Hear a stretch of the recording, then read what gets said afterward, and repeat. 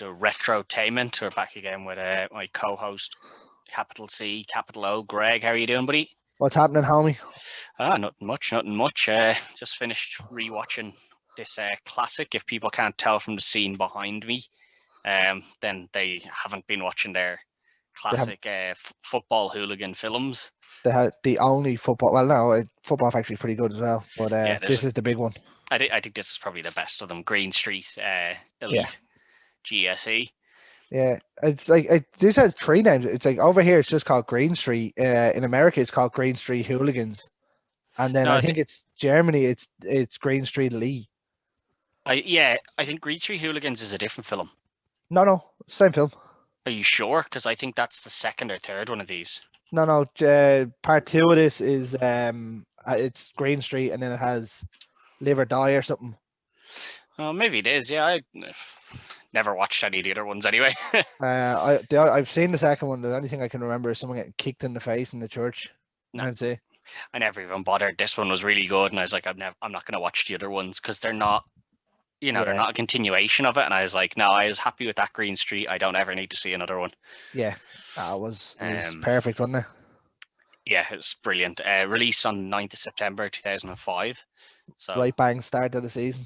Yeah, right at the start of the season. Ratings wise, critics, 64 critics gave it 47%, so it's not well received by critics. But I can understand that. When we get into it, there's a certain part that doesn't make any sense. There's a few parts that aren't great, in in terms of like if you're trying to be critically reviewing it, there's a few parts that aren't great. Very enjoyable though. Yeah, an audience score of 87%, which is that's the one that I normally judge a film off. Like if audiences overall tend to enjoy it, that's what I find more, because critics look for certain things and they like certain things, so that's what boosts their scores sometimes. Making a football hooligan movie was never going to win an Oscar anyway. No, exactly, and especially when it's just something it's not like overly dark and gritty, but it's not it's not nice either. It's not as gritty as the Football Factory by any stretch of the means, but this is like an American version of it. Yeah, and this has a better story, I think, to it than that one. There's a better outside of the football hooligan part story to this overall, and it doesn't have Danny Dyer in it, so it's obviously going to be better. Yeah, not a great box office for this. Only 4.3 million. Is that all it was it? Yeah, it's barely anything, which is what surprises me that they went and made a second and third one, to be honest. It doesn't really surprise me with the box office. Like, football at this time probably wasn't huge in America anyway. Yeah, no, but I mean, I'm surprised that based on it making that much money, they were like, let's go and make a second and a third one. I think it's because of the following that it got.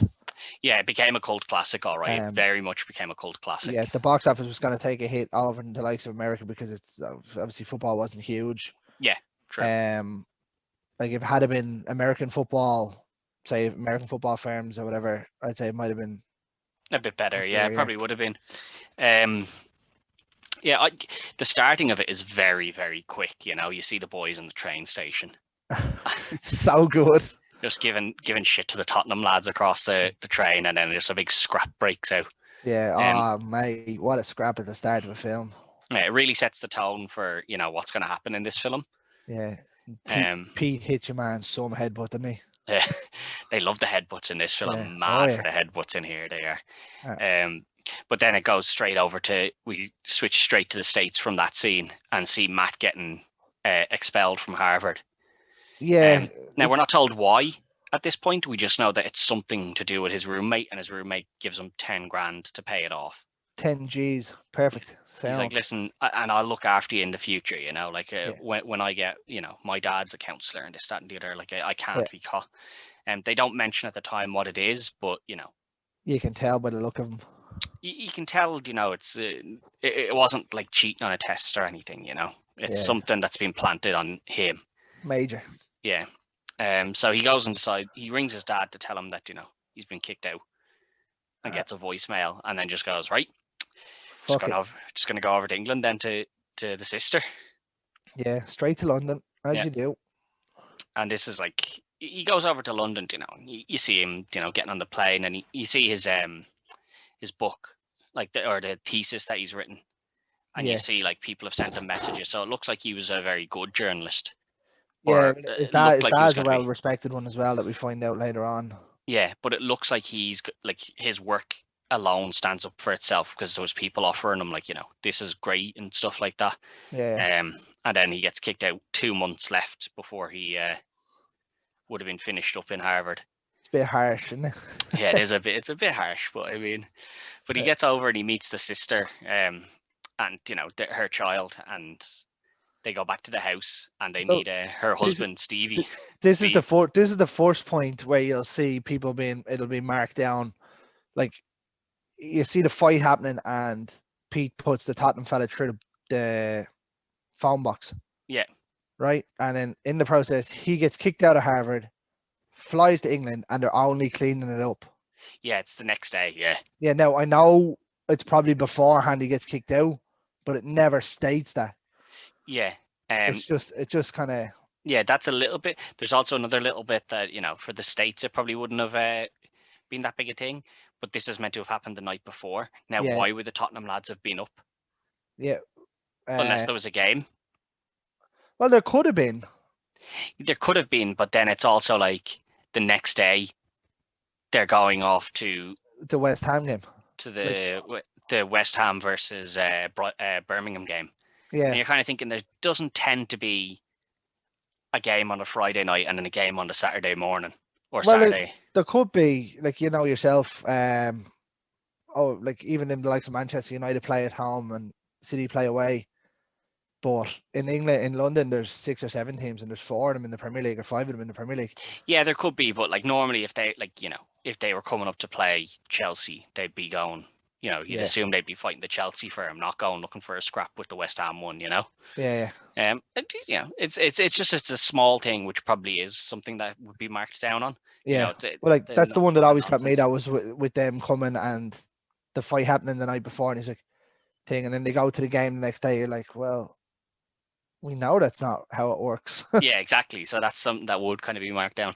But he gets back to the house anyway with his sister Shannon and the baby, and he gets introduced to her husband Steve. Big Steve. Yeah, he comes in and he's just like, listen, it's nice to meet you and everything, but I had, I was going to bring her to Chicago, the musical, not the town, like, not bring her over to the States.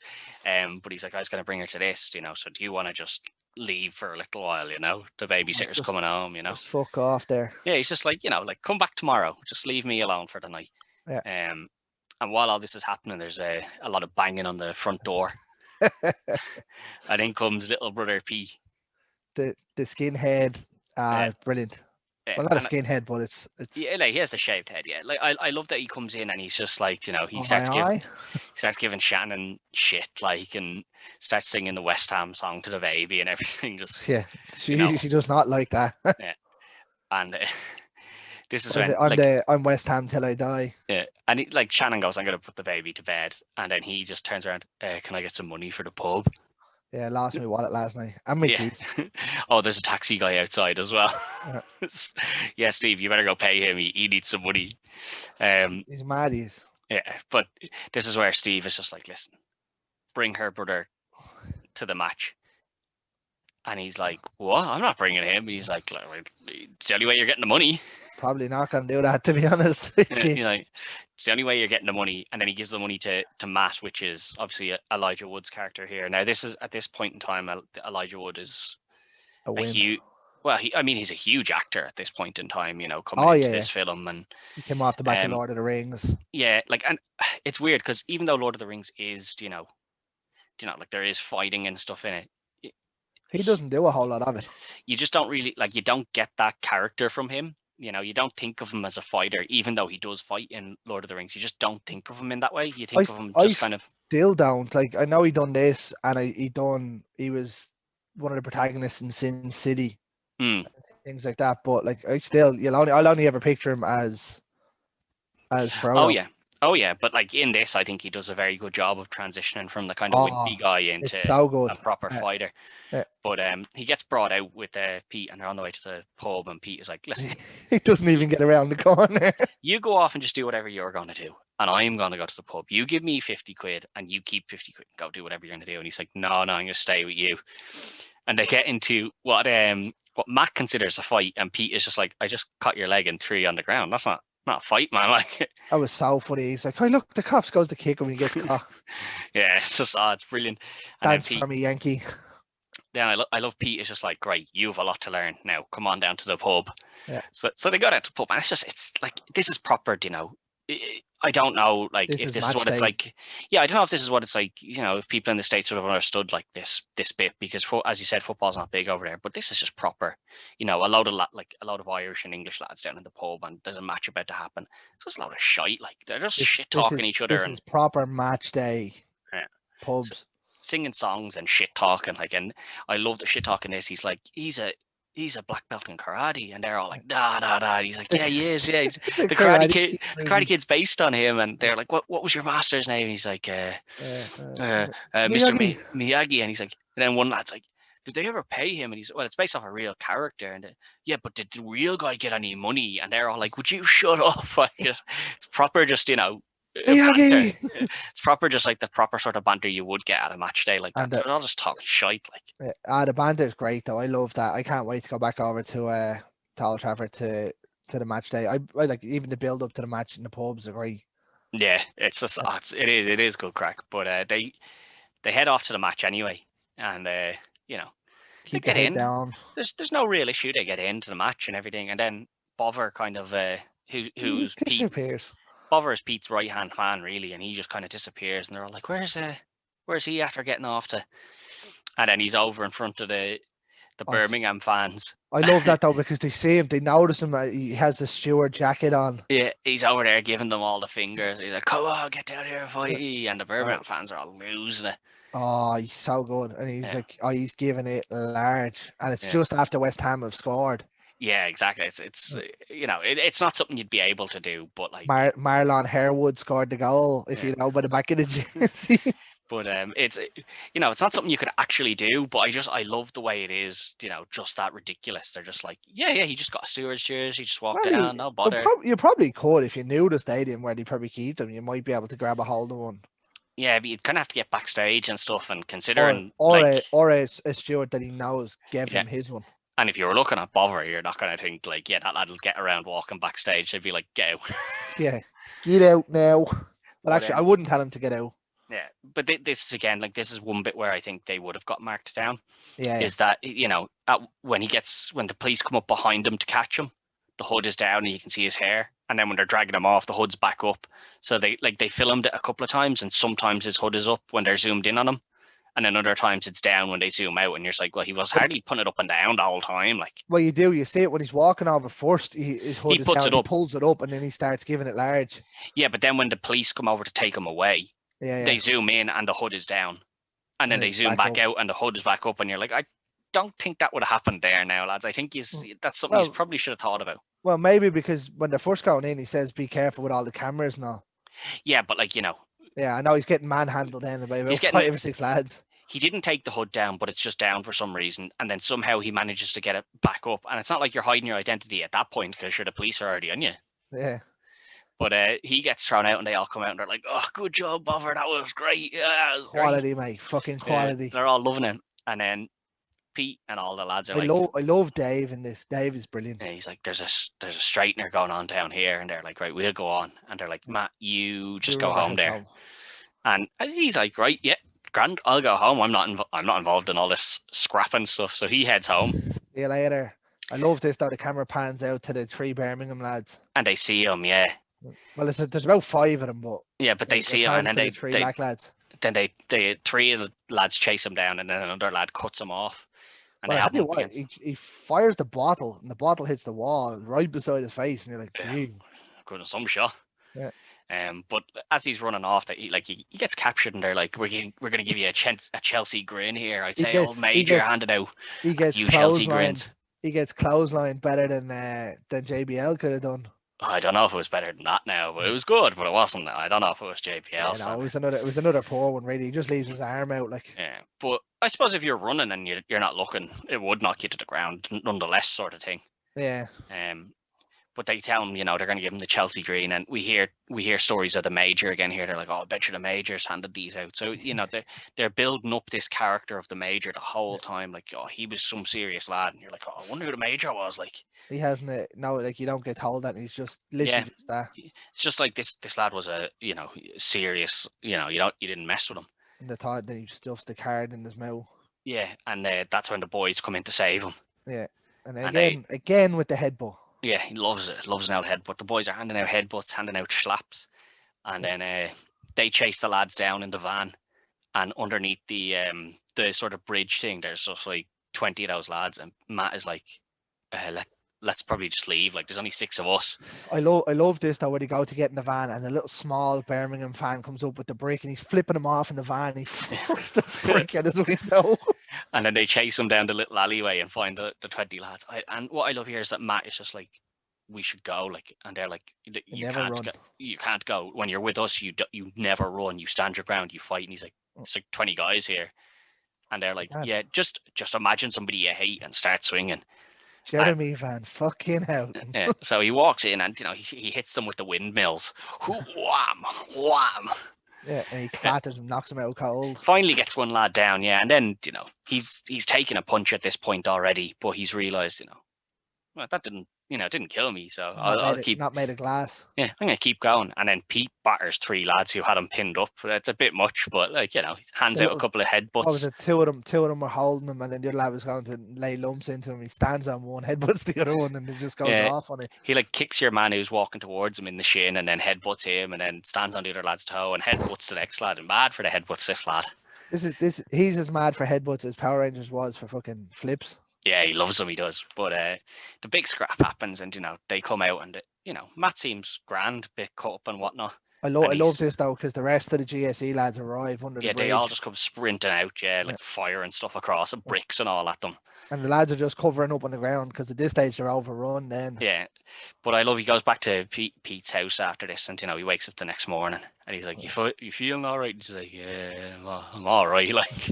I've been better. Yeah, and they go down and they get breakfast, and again we hear stories of, you know.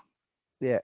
He's like, so what is the GSE? And Pete explains to him. He's like, right, yeah. And then Pete explains. He's like, listen, it's like a firm, right? So every team has a firm. Some teams are great teams, shit firms. Some teams aren't great teams. Arsenal, great firm. Arsenal, great team, shit firm. Yeah. Spurs, shit team, shit firm. Yeah, and that's when he says it. He's like, I actually put their main guy through a phone box window the other day. Yeah, last night there. And then I like again that he's like, and what about Millwall? And he's like, oh, Millwall, yeah. Well, the lad who runs that is a guy called Tommy Hatcher. Tommy Hatcher, and he's like, the last time we played them was years ago, and the Major was in charge of the GSE. And again, you're hearing the Major, you know, and you're hearing that the Major was a tough gun, that, like, no messing around with him. And they're like, but Tommy's young lad dies at it. Yeah, he died under the boots of the GSE. Yeah, well, we don't know that at this point. We just know that his young lad dies, and you're kind of like, oh, geez, that's a bit rough, isn't it? Like a young 12-year-old kid, you're like, geez, that's a bit much. Like, you know, whatever about you is trying a few digs at each other. Like, whoa. Theoretically, what happens to him isn't actually anyone's real fault, bar his dad's. Yeah, his dad shouldn't have raised him the way he did, like, you know. But, like, no one technically does that until he gets knocked over. See, I don't know, he kind of gets knocked over, but then it looks like someone falls on him and starts punching at his body and, like, throwing their body weight on him, which we see a little bit later in the flashback to it. Yeah.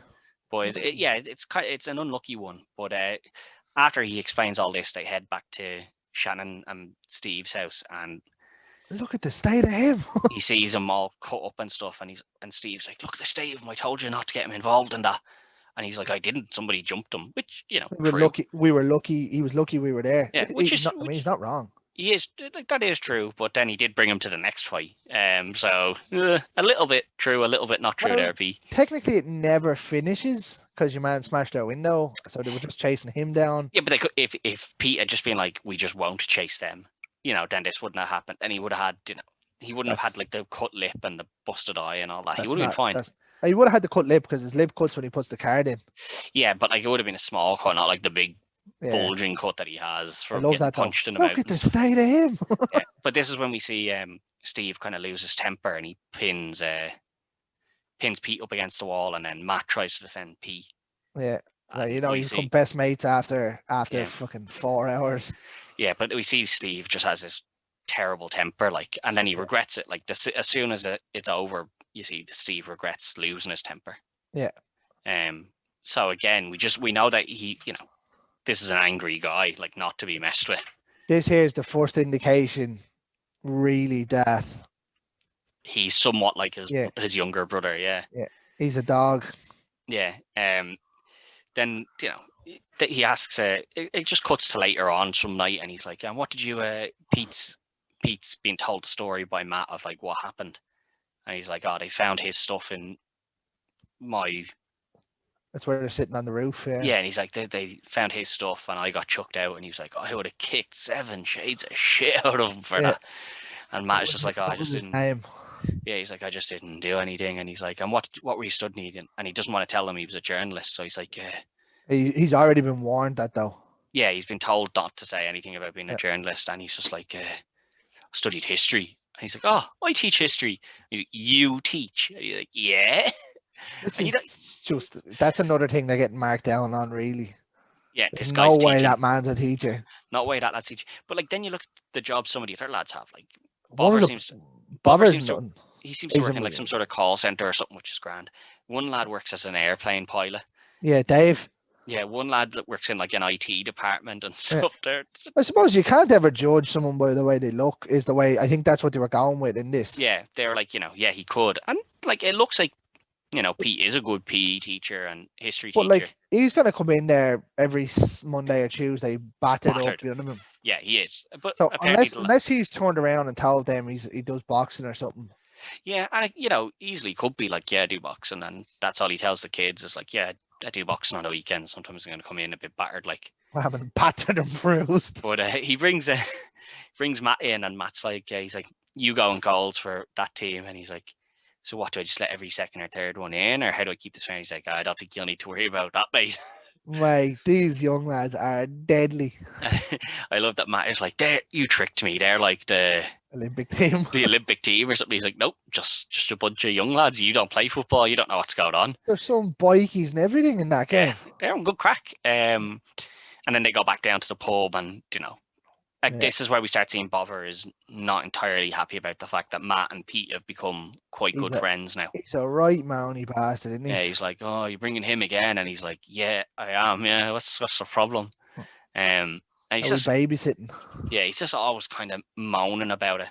And then this is a bit of a weird one because Bover then decides he's annoyed about this, so he's like, you know what? I'll go down to a diner in Millwall.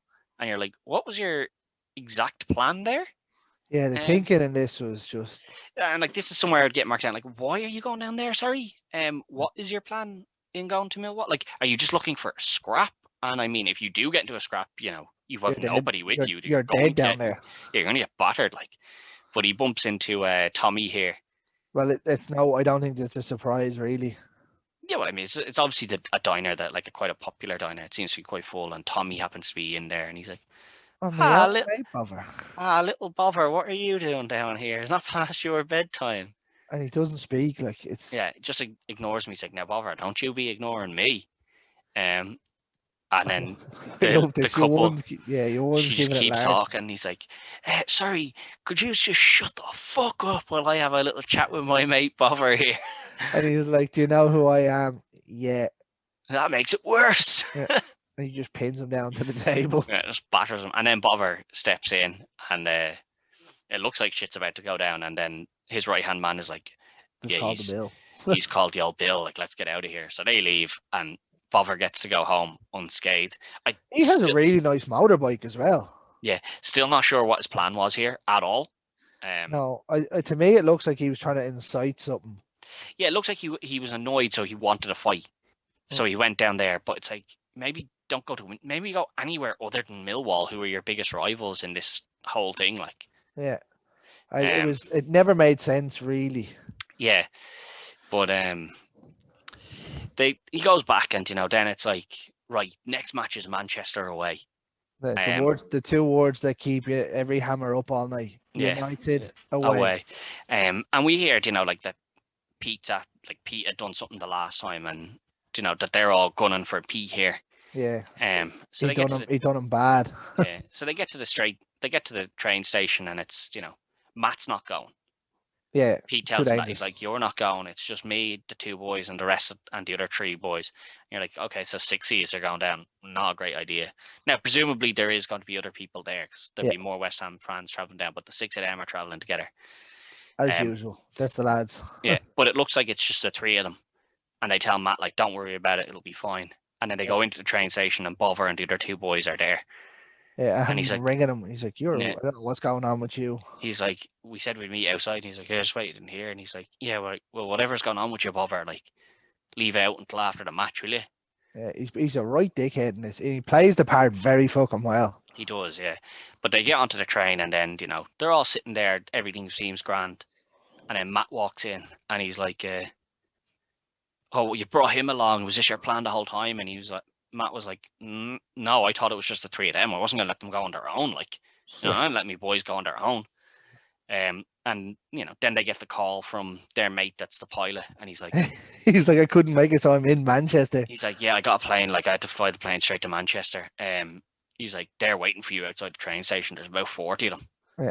And then we see what Pete's done to your man. His eye is like gone. Sort of thing. Yeah, it's all done up. And he's like, I can't wait to get him. And they're all saying, we can all attack anyone we want, but Pete is for him. Nobody touch him except he's for. Yeah, because he's done that to you the first time. Do you know what I mean? Maybe not the guy you should be going in one-on-one with here. Yeah. The best of it, that was Matt's like, oh, we'll just get off the next stop. Nah, non-stop to Manchester. Yeah. What I like here is that you do see like that Bover does have some street smarts, because he's like, right, we're just stopping the train. Just stop here. And they get out, and they're like, right, we need to get there before that, because if we don't get there, then they're going to claim the victory. Yeah, they'll know something's up. Yeah, and this is where we get a couple of cabs. No, not there. You won't. Matt comes up with a nice little idea, though. He's like, he sees the truck, and he's like, I got an idea.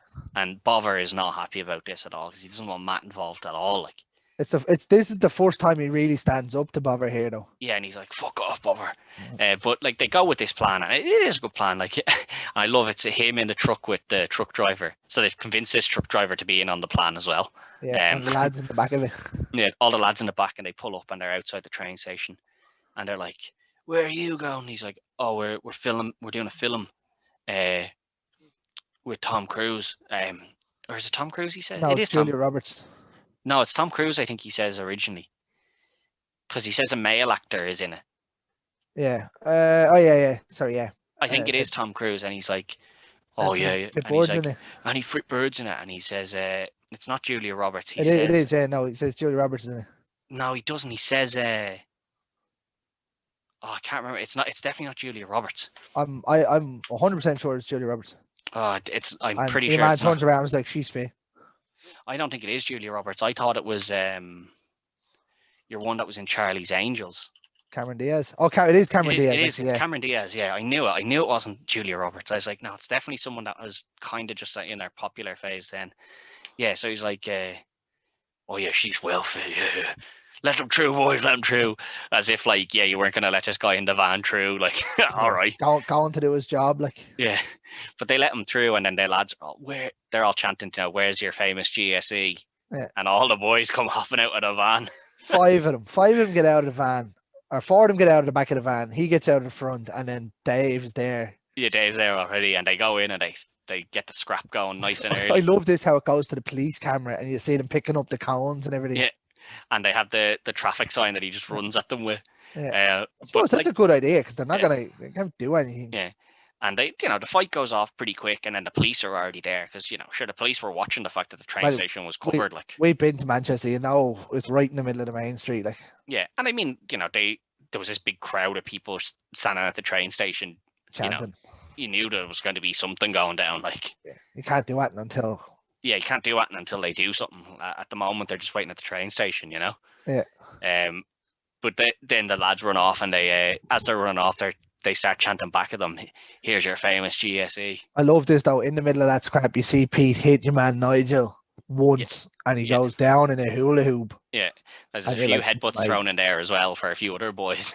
a few of the lads get battered up here. Yeah, but that's what I love. Like, because earlier when Pete is explained to me, he's like, it's not really about the fight more than anything. It's about The rep. the reputation and things you do. Like, so like now we have people know you as the Yank that fights with us.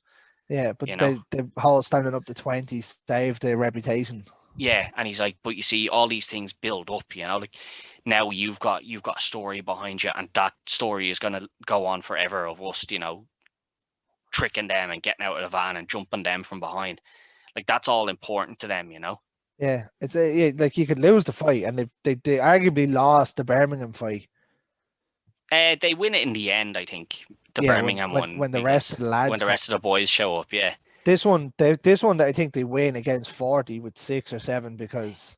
Yeah, well, the police show up quite quickly, so it's just kind of like they got the jump on them, got the few slaps in, and then ran off. Yeah, I love it though. Where they're at the steps down, and they're like, "Here's your famous GSE." Yeah, it's great. And this is because there's always been talk of the GSE went soft, and this is like when they've built themselves back up as a top firm now after that stunt, And then Bother finally gives him his credit. Yeah, Bother finally gives him a little bit of credit here, but when he gets home, his dad's in. Well, I say home. Shannon's home. I love they don't tell you what's going on. I bet them. Yeah, get hammered by United, but they get back to Shannon's house, and his dad's there, and the dad is like, "Come on, I'll bring you down to the the Times. I know the editor at the Times," and he's like, "I don't really care," and he's like, "Come on, it's a free lunch or whatever, just come down anyway." So he agrees, and he goes down, and while all this is happening, the draw has been made for who's going to play who in the cup. Yeah, this is brilliant where it cuts to a few lads, but just before the draw happens, or just as the draw is happening, Ike is coming up out of the tunnel. Yeah, but we hear that the draw is Millwall versus West Ham at home, and we see Pete's in the class with all the lads, and they're all with like all the kids. I love this. They're all listening to it. They're all cheering. Bother's in work, and he jumps up on the table. He's like, cheering. Okay, yes. Your man, who the pilot, is just kind of like, yes, but he's real calm and collected about it. Like he realizes like, I can't go cheering around like mad here, lads. I need to keep it on the calm, like. Yeah. And then one of the lads is coming up out of the train station with the bike, and he rings Bother, and he's like, "Oh, Millwall at home," and then he's like, "You'll never guess what I just saw." He's like, "What?" "I just seen the Yank going into the Times. The Times. He's a journo, like." And this pisses Bother right off. So Bother goes around to knock into Pete's house. You notice when he's at home, he's always naked. Yeah, it's his house, Greg. I suppose. Lives there on his own. He'll do what he wants. Yeah. He is shredded for this movie as well. But he comes out, and the lads come in, and they're like, "He's a fucking journo," like, and he's like, "Now, do you know this, Bother? Because like, I'm not going to call him out on it." And he's like, let's go through his stuff. So they're going through his stuff, and they find the little diary he keeps on his. I love this though. Bother picks up the laptop, and he gives it to the other lad. You know to use them. He just turns it on. All he does is turn it on and clicks into a file with a date on it. That's all he does. It's like the simplest thing. And what I love is that Bother's like, scroll up, and it's just like, what? You don't even know how to like move up on Microsoft Word? Works in a call center. Yeah, you don't know how to do anything with the computer. Fair enough, lad. But they read it, and it's just like little bits like, "Oh, but their gang. This is Pete's thuggish right hand man." It has all them. He names them all. Yeah. Named all, and he's like, he has us all fucking named, like. And while this is happening, Steve has just got home to Shannon, and he's like, "I'm surprised like none of you followed in your dad's footsteps." And he's like, "What? Matt did. That's what Matt studied in Harvard. He was studying journalism." And Steve is like, "What?" And she's like, "Yeah, that's what he studied." And he's like, "All right." So straight, and he's bumped into Pete, or he's bumped into Matt just a little bit before. He's the one who's told Matt, Yeah. So he's happy with the draw. And he's like, "The draw, who do we get? Millwall at home." So Matt's down in the pub, and with the lads. Yeah, well, some of the lads, Steve, Pete, and Bother, and the other lads are all still at Pete's house or apartment or flat or whatever it is, and this is when Steve goes into the pub and he goes over and he's like, "You're a fucking journo. Like you better, like, we need to go outside and talk." But the pub notices who's just walked in, and this is when we finally learn who the major is. And it's He rings the last orders bell. Yeah, everyone. He hasn't been seen in here for years now, but it's here's the major, Steve Dunham. And he sits down and, you know, he explains to Matt. He's like, "Yeah, back then I was the major. You know, all I looked for was the fight. That's all I ever wanted was the fight, the fight, the fight." And we see the story of what happened with the Millwall game, where Tommy Jr. gets trampled under the boots of the GSE, and this is where Steve is like, that was it for me. Like I couldn't do it anymore. He was like, that was it. I saw that and I said, no, never again. I'll tell you what though, I'd say living in Manchester, right? I just take Manchester because obviously we're United fans. Like if I lived in Manchester, you'd be living for the weekend for the matches. Oh yeah. Oh jeez, I love going over the build up to it. Like I can imagine what it's like living in the town or city. But he was just like, that was it. No more going to the pub. No more fighting. Now you know he's probably still sitting at home watching the game, because he even says it. He's like, I still feel it every day. I still feel it. Match day, he's like, I still wouldn't feel stop it. watching the match. You know he's still sitting at home just watching them on his own, but he's not going to the pub. He's not getting involved in all of that. And he says, that's when I met your sister. And she said, if I ever get involved in it again, she's going to leave me. Yeah, fair.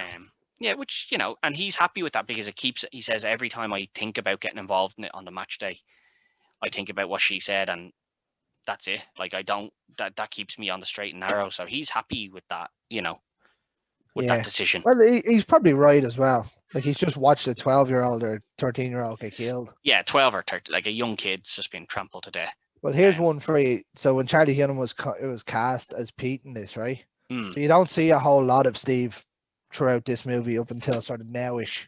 Yeah. Do you know he asked for Tommy Flanagan to be cast as Steve? Oh, did he? Who you obviously know, Tommy Flanagan and Charlie Hunnam worked together on Sons of Anarchy. Yeah. To be honest, if they had cast him as the brother, you'd have known as soon as they said the major, you'd have known who it was. Yeah. Going for someone that didn't look the part was the much better. Yeah. And he doesn't look the part because he has the tie and the suits and everything. Like, he doesn't like he was ever a football. I love when he goes down this time. He has the hat on, the little beanie cap, and the leather jacket and all. Yeah. And he's like, yeah. He does look the part there, like, but before that he'd looked, you know, like a respectable sort of like businessman and stuff like that. Yeah. Like, they don't delve too much into his story as to what he does or anything. No, that it's just, you know, he has a good job, he has a home life, he has a family life. That's all he cares about now. The football is just something to watch on the weekend to him now. Yeah, that's it. But this is when Pete and the lads show up and they come in and they start laying a few slaps into Matt. And when Matt's on the ground, ditched again here. Yeah, he gets it's putting his arse here, and then Pete is just like, "You're a fucking journo," and he's like, "No, I'm not." And he's like, "My dad's a journalist. You knew that." And then all the boys are like, "Wait, you knew that his dad was a journalist?" And he's like, "Yeah, like I knew." Like Pete's just like, "Yeah, he's one of the good ones." He's like, "What does that matter to me? Like, his dad wasn't in the GSE, you know? What are you talking about?" But then Bobber turns to the major and he's like, "Listen." Bobber goes from on the ground. Yeah, he gets tossed on his arse. He's like, you never go for a man on the ground. What did he do? He pushed him into the picture frame, ripped his face open. Yeah, he's like, I don't care what he's done or who he is. You never do somebody on the deck. Yeah. It's probably a good life lesson, really. It is. It's a fair rule. Now it's not one that they stuck to a lot in this film, because there's loads of times where they're battering lads on the deck. Absolutely not. I suppose they've gone to the deck with them in that instance, whether like rather than just running over and booting someone in the mouth. But Bobber turns to the major and he says, "Listen, you need to do something about this. Pete isn't willing to kick him out. We have the biggest scrap of our life coming up." Yeah, he's like, "We need you," and he just says, Major says, "Nope, the firm belongs to Pete." Yeah, which is fair. He knew he wasn't going to get back involved. Yeah, and then Bobber looks at the rest of the lads and they're all just like, "Yeah, it's Pete's firm. Like, whatever Pete says, we're gonna just go with that." Yeah. So Pete brings Matt into the jacks and he's like, "Listen, go clean yourself off." He's like, "Are you a journalist?" And he's like, "No, it's a diary I keep for myself. I would never print that." And he's like, "I need to go out there and convince them that Bobber has it wrong. and if you stitch me up, that's the GSE dead, and I'll be coming for you, like. Oh, which is fair. Yeah. And then Bover again decides to Let's go travel to down Millwall. let's go to Millwall, and this time he goes into the pub. Well, he knew because of the day of the Yeah, draw. the day of the draw, he knew where the boys would be, so he goes into the pub, and he goes up to Tommy. He goes to his right hand man, doesn't he? Well, he walks in, and Tommy's right hand man stands up, and Tommy tells him, "Leave it, sit down," and he's like, "Yeah, sit down like the little lapdog you are," and all. Yeah. But he talks to Tommy, and he's like, "The Yanks a journal, and I need you to do something about it." And he's like, "Why would I sort your problems out?" And then he's like, "Hey, yeah, Steve Dunham's in the pub." Oh yeah. And this sets Tommy off, because we've heard that Tommy completely lost the plot, like, ever since his son died. Like, let's be fair, like, he'd be able to find Steve no matter what happened anyway. You know what I mean? He knows someone who knows someone to that where he lives. Yeah, I think it was just kind of an unwritten sort of code that, like Steve had said, like, "Listen, I am out." Yeah. Completely out of this. Like, that has, like, I'm done. And, like, he killed the GSE essentially, because we hear that after the Major left, the GSE was gone until Pete brought it back. Yeah. Sort of thing. So, maybe Tommy just sort of respected that. He was like, no, he's off limits. Like, technically Steve didn't kill him, you know what I mean? Yeah, and he's just like, he's off limits. Like, the GSE is dead and it's off limits, and now Pete's brought it back. But Bover comes down and he stitches all the boys up here. He's a fucking dick. And he comes back down with all the Millwall lads, and they're like, "You're sure he's in there now?" And he's like, "Yeah, but this is how it's going to go down." And he just gets glassed in the back of the head, and he's like, "The only thing going down you is Bover." You little rat. Yeah, so they jump into the pub, and a big fight ensues. They throw a petrol bomb, well, like, not a petrol bomb, but like a Molotov onto behind the bar. And I love that he goes to grab the barman, who used to be Steve's right hand man, and he just hits him with the fire extinguisher, and then just starts putting out the nose. Yeah, just starts putting out the fire himself. And then he finds Steve. Yeah, he finds Steve. And a little scrap kind of ensues here. Steve smashes an ashtray over his head to, like, he tries to say to him first, he's like, "Listen, I'm not back in the game. Like, I have nothing to do with this. This is just, I was just down here for a drink." Like, but Tommy's not buying it, and he stabs him in the neck with a glass bottle. Yeah. And he says, "That's it, lads, everyone out." That's gritty as fuck as well, though. Yeah, it looks bad as well. Yeah, and he's like, "If you die here, we'll call it even for my boy." Yeah. Which you can kind of understand in a way. To an extent. Like, he obviously, he feels he needs to blame someone, and he's not going to take the blame himself. Yeah, no, it is on his own fault. Yeah, and we've been told that, he's completely off the rails ever since that happened. Yeah. So, he runs out and he says, "That's it, right? Everyone out, lads. We've done what we needed to do." Yeah, they burnt the abbey to the ground. Yeah, and they get, so the boy, like, they get over to Steve. All the lads, like Pete and Matt and all that, get over to them, and they're like, "Right, get into a car." And Bover's like, "Oh, I really messed up and stuff." But yeah, he wakes up and he's like, "What? Oh no." Yeah, but get a car. They get him to the hospital anyway, and eventually they're like, Pete is just like, he's gonna live. And he goes over to Bover and he's like, "You always told me my problem was trusting lads. And look, trust lads too much." And this is how you prove your point, is it? You go off down to Tommy, sell us all out. And he's like, "I never want to see you again." Which, is definitely fair enough. Like, you have just sold out all of your friends. Definitely had the right to kill him in the hospital there. Yeah, but then Shannon shows up, and she's like, she goes in, she visits. She slaps 7 shades of shit out of him as well. Out of Pete, yeah, and then gets calmed down by Matt, and then goes in to visit Steve. Not Pete's fault. Yeah, I know, but, like, she's like, that's the only reason he went down, is the whole thing because of, Pete being involved, because otherwise he would have never gotten back down that pub, sort of thing, But she goes in and she tells him, like, "Listen, I've booked flights back to the States for me and Ben, which is the child. We're done." And she doesn't say we're done, but, like, it's implied that, she told him before. If he I don't know whether, like, I always took it up until the last time I watched it there that they were done, but to me, she never states it. I always thought, is that a way of her saying, "You come with us"? See, I don't know. She doesn't say that they're done, but we got told before that he says that she told him before, if he ever got involved in it again, she'd be gone. Now, I feel bad for him here because he didn't get involved. He went down to help her brother. just to talk to her brother. He was just like, I'm just gonna go down and talk to him. Yeah. And he didn't get involved in it. He wasn't gonna get into any fights, and then a load of people showed up. Like, had Bover not gone and got the Millwall lads, would anything have happened? No. He couldn't help it. Yeah, but like if Bover hadn't, gone and got the Millwall lads, he would have been just some lad down at the pub having a few drinks. Yeah. And then home. That would have been it. Yeah. Nothing else. So, but she says she's leaving, and Pete tells Matt, he's like, "You're going home as well. This is done."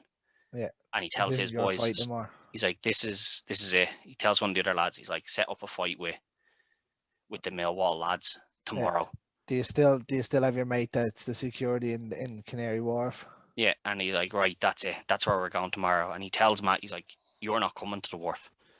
And Matt's like, "No, I am." He's like, "No, you're gonna go home with your sister. You're done here. Back to the States. This isn't your fight. This is for me." And it looks like that's all been agreed to. Bover's gone out drinking on the streets and fallen asleep on a bench. Getting poked by a guard. Yeah, gets woken up the next morning and goes running down as the fight's about to start. As the taxi's on its way, Shannon goes to get something out of the kitchen. Yeah, Matt's standing at the door. When she comes back, Matt is just gone. I love this though. Like the song starts and you see them walking by the Abbey.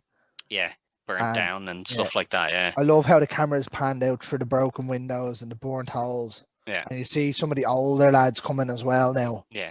The lads who drank in the pub every day and whatnot. But like they might necessarily be in the JC. They might have been an old part of it. Yeah, part of the older firm, but everyone were knows involved. Now. Yeah. But Matt catches up to them.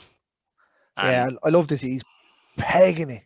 Yeah, he catches up and then he's behind them, and he gets up to the front with Pete, and Pete is just like, "I'm glad. I actually am glad you're here." Yeah, he just gives him the old.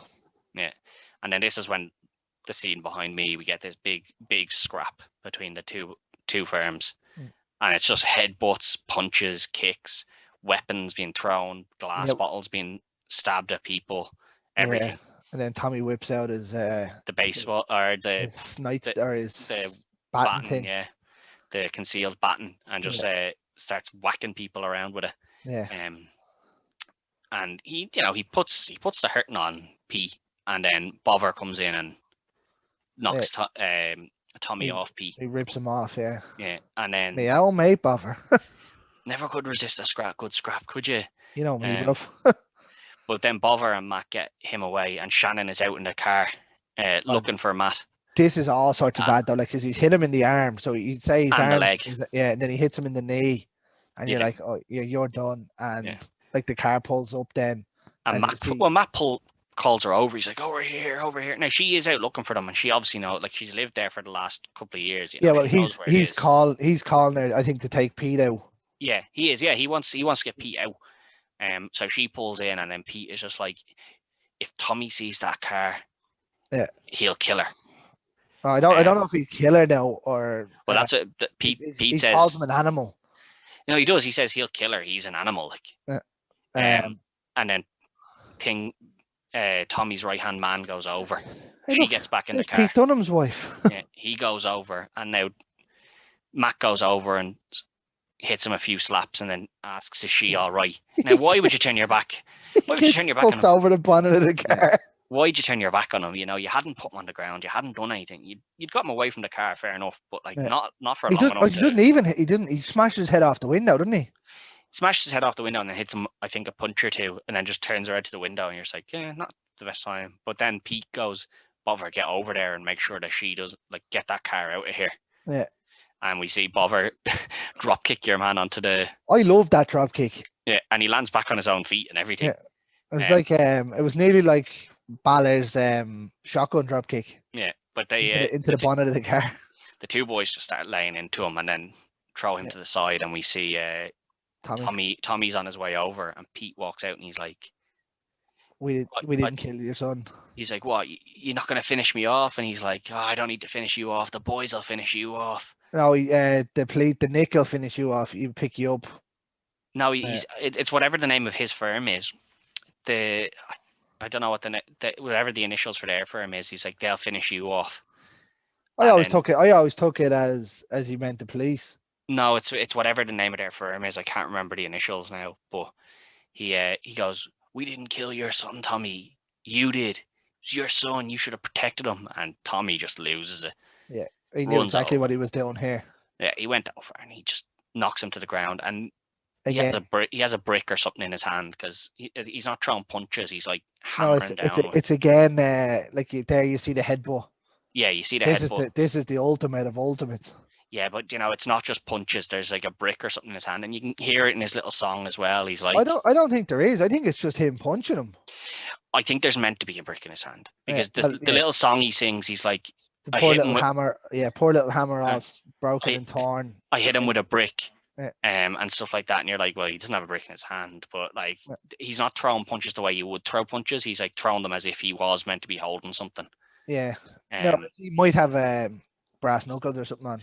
Something. Well, even brass knuckles, you'd still be throwing the punch normally. You wouldn't be throwing your hand like down like that. Well, no, because he's on the ground. You could be going a 12-6 punch. It's got to come down with more force.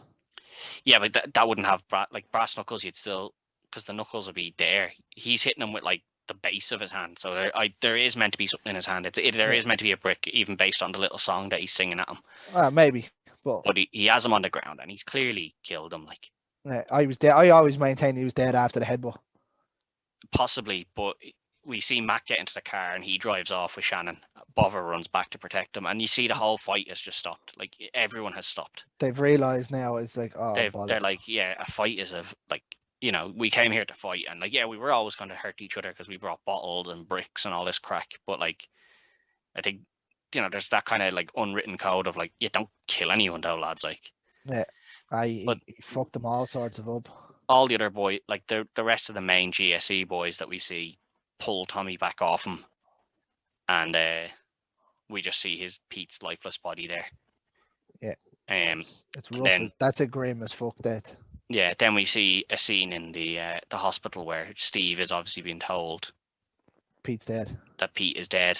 And you see him like trying to pull out the thing to like keep giving him blood and stuff in his neck, and gets calmed down.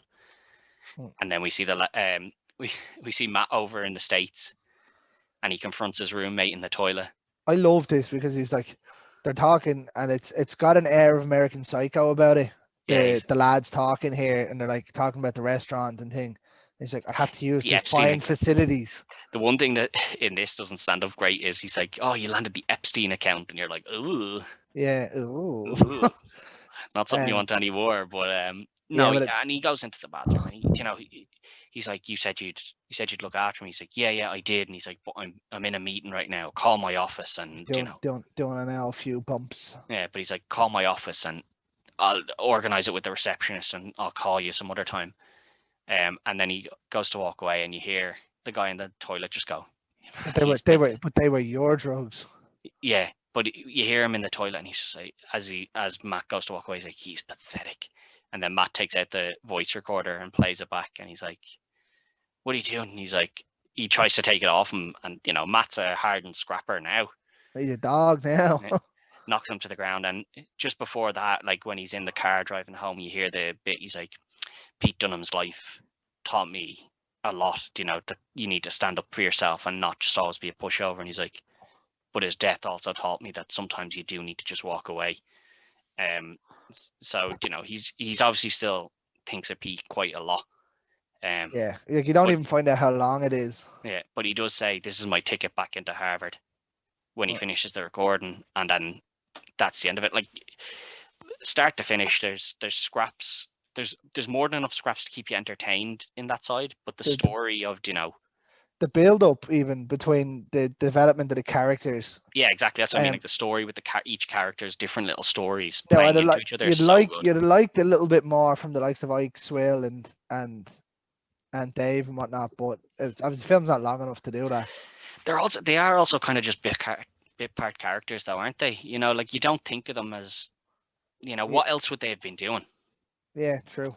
Like the real characters in this are Pete, Matt, Stevie, Shannon, Bother, and Tommy. That's it. Like that's it, really. Like I know your man that got him kicked out of college. He's only a bit part. he's a bit part as well. You know, like he has a couple of lines here and there. Like what he did is important, but like even the dad is unimportant. You know. Yeah, well, like as I said to you before we came on, Jeremy Van Houten, the guy who got him kicked out, is the guy who actually does the song.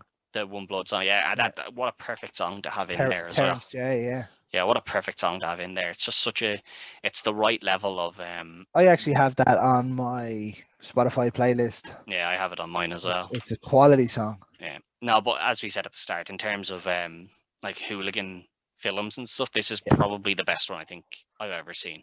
So this movie got Charlie Hunnam cast as Jax in Sons of Anarchy. Oh yeah, he does a great, like being the the tough, like no nonsense hard guy. He does it perfectly in this. Yeah, so like apparently Kurt Sutter seen him after doing this in 2005. That Sons of Anarchy didn't come out until 2008. Yeah, but Kurt Sutter seen him and was like, "That's the guy." Hey, here you go. Like he's got the right level of abilities, and like obviously shredded in this, he was shredded in that. Yeah. But you could believe that he could be a bad motherfucker too. Yeah, and he has the acting ability, you know, because it's not just the hard man. Like you could see, you know, the sadness in him when Bother betrays him and when his brother's good actor. Yeah, like he had the acting chops as well. It wasn't like he was just, you know, oh yeah, all he can do is just be a hard man, but he does the hard man very, very well. Which is I think the main thing he was being hired for. Yeah, well, like there is development in it, and you can see the happiness when he sees that Matt's coming along, and like I think he got badly done because of this being portrayed as just a one kind of guy actor, because obviously gone from this to Sons of Anarchy.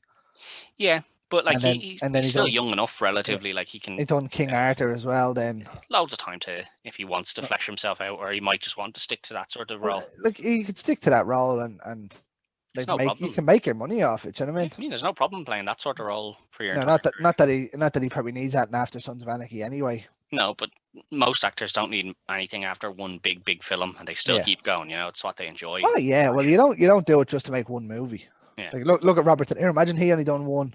Yeah, exactly. Yeah. But like I think he's a very good actor, very underrated. Yeah, but yeah, as I said, like in terms of football hooligan films, this is, for me, this is easily the best. There's nothing that compares to this. I know you were saying Football Factory. This is much better than Football Factory. Football Factory is good in terms of like the fights and the grittiness of it, but nothing compares to this for me as a football. It also has the main problem of having Danny Dyer in it. Yeah, but like this is just, it's a great story as well. Like even without the fighting. Yeah, bringing the American story. Yeah. But then the fighting is obviously necessary, but like even without that, it still works so well. Yeah, like it's violence that you could see happening down the beach. Do you know what I mean? Oh yeah, and like there is, like, as much as we don't like to say and like to see it, like I would never like to actually see this stuff happening at a football match. But in a film setting, it's great. It does happen, but in a film setting, it's great to watch. Oh yeah. If I was actually at a match, I'd be like, this is a joke. That's a disaster. Yeah. Why do people want to fight like that? But as a film, it's great. Like, no, you don't mind when you know it's not real. Yeah, exactly. Like it's there for your entertainment, not to. Like even no one's actually getting seriously injured. You know. Even if you come out of a pub, you hate seeing two lads knocking lumps out of each other. Yeah, exactly. You know what I mean? Well, it's fun for about a minute, and then you're like, yeah. Well, especially when you see like some of the injuries that people can pick up, or if like someone smashes someone with a bottle, you're like, oh Jesus, that's a bit much. Like time to go home now. Yeah. But yeah, for. It's a good way to start Action August. Yeah, that's what I was going to say. It's a great start to our August, which is going to be action films. I know this one, probably some people will say, well, that falls under sport, but although it is sport, I think it's mainly action. You see about 8 seconds of football in a total. The rest of it is Marlon Harewood did score that goal. Yeah, but I think that's the about 8 seconds of football we actually see. The rest of it is just fighting, and then it's not all action all the time, but it's enough action. Then again, like you look at action films, right? You don't like theoretically, yeah, you want to be able to say, I watched an action movie and it was entertaining because there was so much this, that, and the other. It can't just be all action all the time. So that can work for certain films. Like there's some films I've seen where it's just all action all the time, and that's great. Planet Terror. Yeah, like some of them it works great, but like this one it wouldn't have worked because then it would have just been the same scene over and over and over again. Which, although they had the same scene pretty much here quite a few times, headbutt, punch, done. it's spread out enough between the rest of the story that it works very, very well. Like I think the action is that's in this is perfect amount for the movie that it is. Yeah. I actually I hadn't watched this in a few years, but I remember when I did first see it that I used to watch it quite a lot. Like this is right up there, and it's that sort of film that I would never ever turn off. If someone was No, I'd walk in, that's on. I'd be like, oh, brilliant! Like jackpot. You're gonna get some action. You're gonna get some people getting fucked up. Yeah. But that's it for this week, and we will see you next week with another action film. Good luck.